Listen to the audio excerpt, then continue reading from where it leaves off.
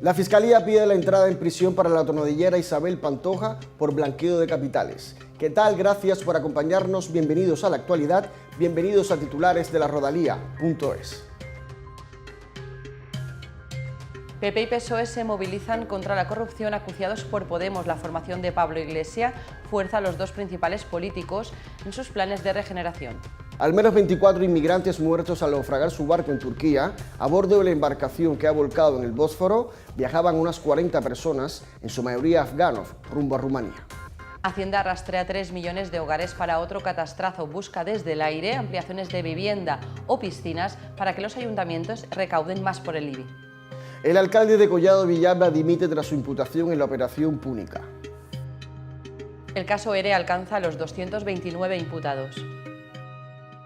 Un juez investiga si el gerente del Hospital General de Valencia tiene negocios sanitarios en Perú.